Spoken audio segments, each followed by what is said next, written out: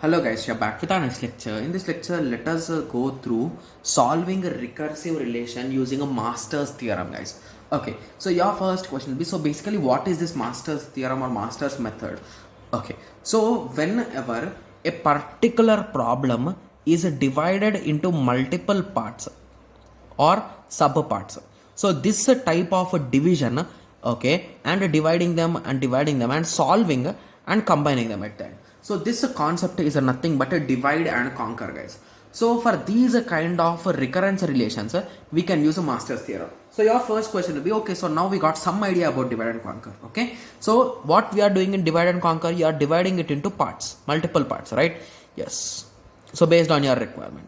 Okay, yes. So the best example for this will be the merge sort, guys. So anyway, we'll be discussing those all sorting algorithms, these methods in detail. Okay, yes. So now your question will be, okay, so for those things we'll be discussing in future, but let us at least give us at least idea with respect to Master's theorem. Okay, so what Master's theorem says that is, so if there is a problem or if there is a function p of n, okay, so he says that this function will take time t of n, and this t of n is nothing but, okay, so if the problem is divided into multiple parts, assuming they are divided by b, guys, okay, n by b, n by b, how many parts they did a parts. So this is nothing but the concept of Master's theorem, guys. So he is saying a problem a code p of n has a time complexity t of n, okay, which is divided into multiple subproblems. Okay, so that is the reason why they are in a t of n by b. So t of n by b, t of n by b. How many parts did they do? A parts. So this is nothing but the time complexity. So if you try to write the equation, it will look in this way, right? So n is equals to how many parts we are having? A parts into t of n by b plus f of n, right? So some additional cost in computing the result. So this is the equation or the standard equation for Master's theorem, guys. So if any recurrence relation, if you want to find t of n, and if the recurrence relation is in this format, you can use Master's theorem, guys. So in Master's theorem, we are having three different cases, guys. So as this is the first lecture with respect to them, we'll be discussing about the first case. Okay, yes. Okay, so let me take down the example first. Okay, yes. Okay, so the first case, so let us discuss the first case itself first only, why to go through example. Okay, so the case looks in this way. So this is the same equation. Okay, so for that equation, you will be solving f of n is equals to big O of n log a base b minus epsilon for some constant epsilon greater than 0. So if it is satisfied for some constant epsilon greater than 0, then t of n is equals to theta of n log ab. So this is a small condition or a statement you can say with respect to case 1 in Master's theorem. Okay, yes. So let us take few examples, guys. Okay, yes. So let us take the first example. Okay, so example 1. So the example 1, the question is t of n is equals to 4 into t of n by 2 plus n. So now what we are finding here, we need to find t of n, what is the time complexity for it. Got it? Yes. So first of all, let us observe the equation. Is it matching with our Master's theorem, guys? So what is a Master's theorem? So t of n is equals to at of n by b plus f of n. So now let us get the value. So basically, what is the value of a? It is a 4. What is the value of b? It is a 2. What is the value of f of n? It is a nothing but 2. Right? Yes. So it is a matching with our Master's theorem. So now let us apply case 1, guys. Okay. So the case 1. So f of n. So basically, what is the formula, guys? So f of n is equals to big O of n log, okay, a b minus epsilon. Guys, when I am writing, you also please take a piece of paper and solve along with me, guys, because if you are just observing them, it is not a good thing, guys. So please practice along with me. Okay, yes. So n log a base b minus epsilon. Okay, so epsilon should be greater than 0 and it should satisfy this condition at some point. Okay, yes. So anyway, let us substitute the values, guys. N log, what is the value of a? So a value is a 4 and b value is a 2 minus epsilon.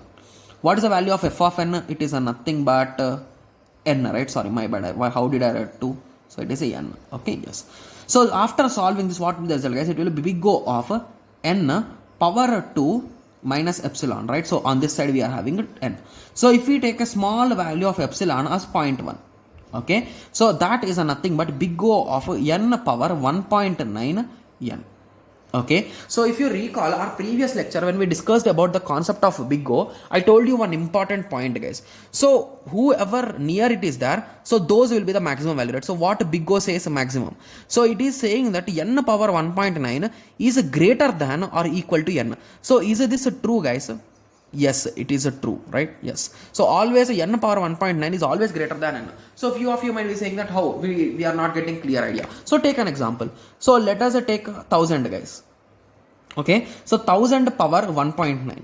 Okay, so we got some value like 5 lakhs, right? Yes. So what if the value is a 2 here? You got more than 5 lakhs, right? Yes, so it's 10 lakhs around, right?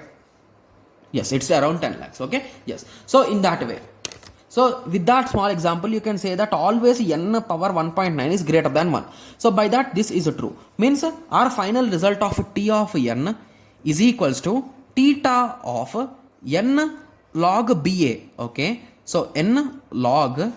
Okay, the ab. Okay, so now let us solve. So n log, what is the value of a? It is nothing but 4. And what is the value of b? 2. So it is nothing but theta of n square will be the result.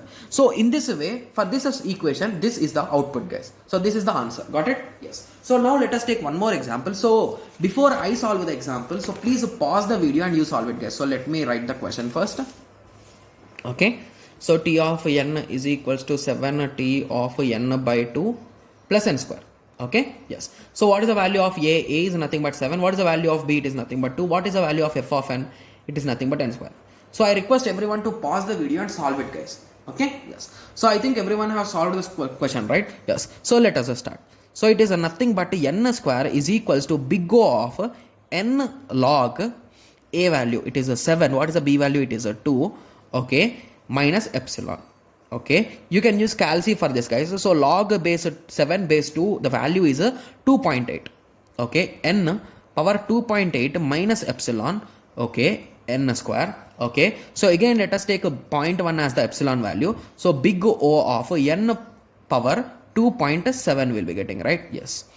So always 2n power 2.7 is greater than n square, right? Yes. So hence this is also true. Okay, so as this is true, means again the result will be, what will be the result, guys? It is nothing but t of n is equals to big O of n log ab, right? Yes. So what is the value of n log? What is the value of a? It is a 7 2. So it is approximately big O of n power 2.8, right? Yes. So in simple words, you can write big O of n cube. Got it? Yes. So now you got an idea, right? So how exactly we are solving the case 1 solution, right? Yes. So I hope everyone got a clear idea on this. So in the next lecture, let us continue with the next case, guys. Okay? Yes. So let us meet in the next lecture. Thank you. Thanks for watching. Like, share and subscribe for more awesome videos like this. Thank you.